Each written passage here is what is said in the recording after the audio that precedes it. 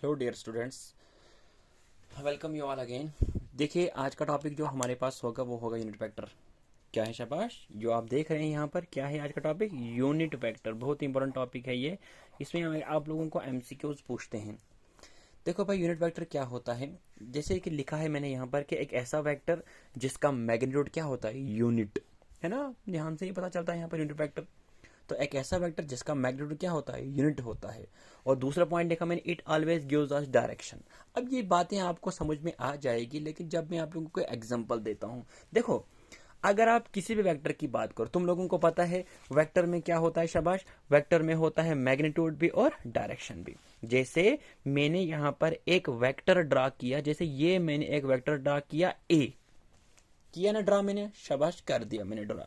तो तुम लोगों को मालूम है कि अगर ये हमारे पास कोई वेक्टर है तो वेक्टर में मैग्नीट्यूड भी होता है और डायरेक्शन भी होती है। तो क्यों ना मैं लिखूंगा इस वेक्टर को, मैं ए वेक्टर को मैं बताऊंगा, मतलब इसमें मैग्नीट्यूड भी होता है और प्लस डायरेक्शन भी होगी इसमें। तो क्यों ना मैं लिखूंगा ए वेक्टर का मैग्नीट्यूड में लिखता हूं इस तरह से, और डायरेक्शन कैसे लिखूंगा मैं इसकी? ए वेक्टर की डायरेक्शन अगर मुझे देनी होगी तो कैसे दूंगा मैं लिखूंगा यहाँ पर ए कैप। तो ये रहा ए वेक्टर। वेक्टर में मैग्नीट्यूड भी होता है और डायरेक्शन भी होता है।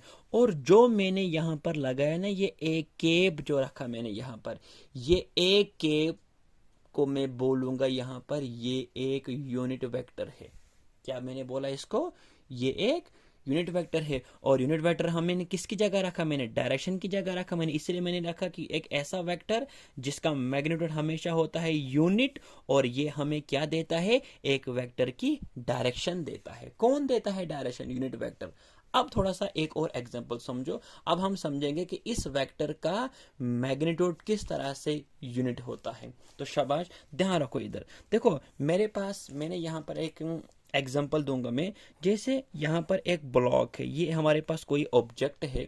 अगर मैंने इस ऑब्जेक्ट को फोर्स लगाई, मतलब फोर्स का वेक्टर मैंने दिखाया, यहाँ पर फोर्स लगाई मैंने, और ये फोर्स कितनी लगाई मैंने? 5 न्यूटन। और कहाँ की तरफ लगाई? तुम लोगों को पता है फोर्स होती है वेक्टर क्वांटिटी, इसमें मैग्नीट्यूड भी होता है और डायरेक्शन भी होती है। तो मैंने कहा कि मैंने इसको फोर्स लगाई टुवर्ड्स ईस्ट।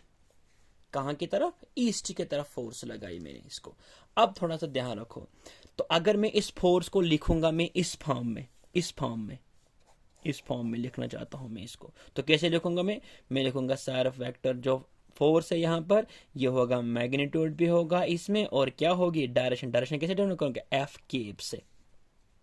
हाँ, बताओ फिर मुझे यहाँ पर, बताओ फिर शाबाश। मैं इसको लिख सकता हूँ विच एम्प्लाइज, मैं थोड़ा इसको यहाँ से लिखूंगा ऐसे। यहाँ लिखा मैंने एफ कैप और यहाँ से लिखा मैंने फोर्स वेक्टर। तो क्या मैं इसको नहीं लिख सकता हूँ ऐसे? विच एम्प्लाई यूनिट वेक्टर जो एफ है यहाँ पर, ये होगा किसका ratio? Vector F divided by magnitude of F. होगा कि नहीं होगा शाबाश? तो बताओ अब मुझे, F cap is equal to, बताओ फोर्स कितनी लगा रहा था मैं? 5 न्यूटन लगा रहा था, 5 डिवाइडेड बाय, बताओ इसका मैग्नीट्यूड कितना था? आप कहेंगे 5, तो 5 गेट कैंसल। तो बताओ यूनिट वेक्टर का मैग्नीट्यूड कितना रहा? यूनिट वेक्टर एक ऐसा वेक्टर होता है जिसका मैग्नीट्यूड क्या होता है? 1 होता है। तो यहां से थोड़ा देखो, क्या मैं इसको ऐसे लिखूं? Which implies A cap is equal to vector of A divided by mod of A, इस तरह से। तो यूनिट वेक्टर क्या होता है? एक ऐसा वेक्टर होता है जिसका मैग्नीट्यूड 1 होता है, और यूनिट वेक्टर को हम डिनोट करते हैं ए केप से, या आपको अपनी मर्जी है किससे डिनोट करोगे, लेकिन हमेशा इसको ए केप से ही डिनोट किया जाएगा।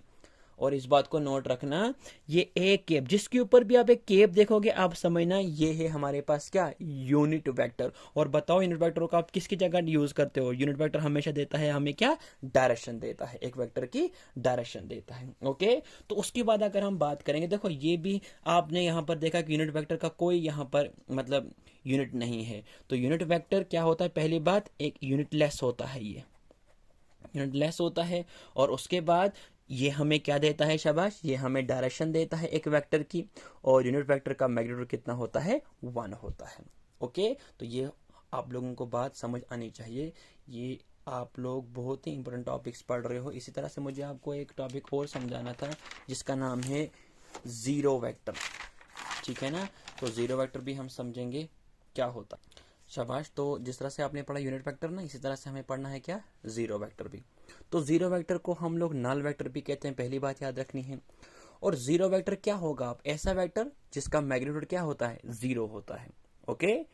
तो जीरो वेक्टर का मैग्नीट्यूड किस तरह से जीरो होता है, जिस तरह से अगर हमारे पास कोई बॉडी है, जिस तरह से अगर हमारे पास कोई ऑब्जेक्ट है ऐसे रेस्ट में, क्या है, रेस्ट में है ये, तो बताओ इसका वेलोसिटी कितना है। आप कहेंगे सर इसकी वेलोसिटी जीरो है, तो बताओ इसका वेलोसिटी का मैग्नीट्यूड कितना है, आप कहेंगे जीरो। तो जीरो वेक्टर हम उसी को कहते हैं जिसका मैग्नीट्यूड क्या होता है, जीरो होता है। तो इस तरह से याद रखेगा, जिस तरह से एक velocity vector of a stationary particles क्या होता है, जीरो होता है। बात आई समझ। इसी तरह से at the acceleration velocity of an object moving with constant velocity, अगर कोई ऑब्जेक्ट कांस्टेंट वेलोसिटी से मूव कर रहा है तो बताओ उसका एक्सेलरेशन क्या होगा, जीरो होगा, क्योंकि एक्सेलरेशन क्या होता है, वेलोसिटी का चेंज होना। लेकिन अगर कोई बॉडी कांस्टेंट वेलोसिटी से मूव कर रहा है तो उसका एक्सेलरेशन का वेलोसिटी कितना है, आप कहेंगे सर जीरो है। तो जीरो वेक्टर एक ऐसा वेक्टर होता है जिसका मैग्नीट्यूड क्या होता है, जीरो होता है। और जीरो वेक्टर को हम लोग नल वेक्टर भी कहते हैं। ओके। जिस तरह से कोई ऑब्जेक्ट रेस्ट में होता है तो उसका वेलोसिटी वेक्टर कितना होता है, आप कहेंगे जीरो।